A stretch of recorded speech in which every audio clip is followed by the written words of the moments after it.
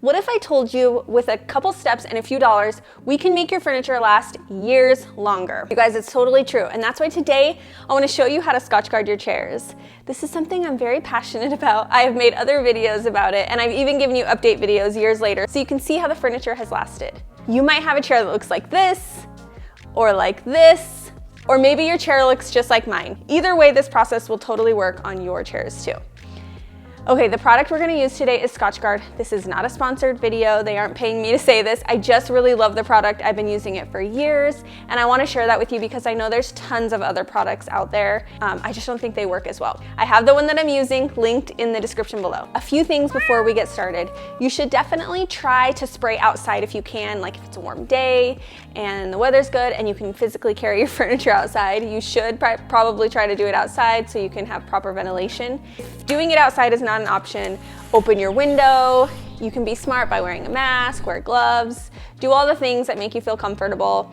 You'll want to protect your other furniture that you don't want sprayed and your floors. Now that we have all that out of the way, let's get started. You want to start by shaking the can really, really well so you can get it all mixed up. And then what you're going to do, spray your chair in swooping motions. You kind of want to overlap each row as you go. And just remember, don't oversaturate it.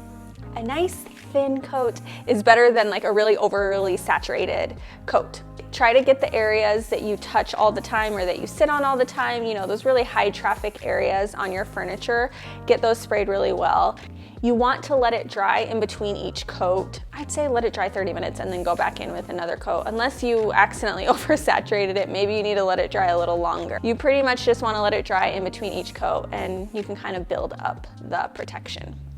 Per the Scotchgard website, they say that after you spray, it will help make your fabric water resistant, it will be spill proof, and then they recommend that you reapply every year or so.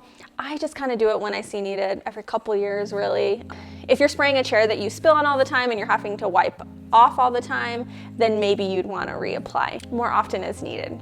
If you do want to see how I Scotchguarded my sofa, you can click the link below and it will take you there, and then you can also watch the update video if you want to see how it looks a couple years later. If you want more helpful home videos, be sure to hit that subscribe button. And then also, I will do an update video on these chairs in like a year, and I'll let you know how it goes and how they're holding up.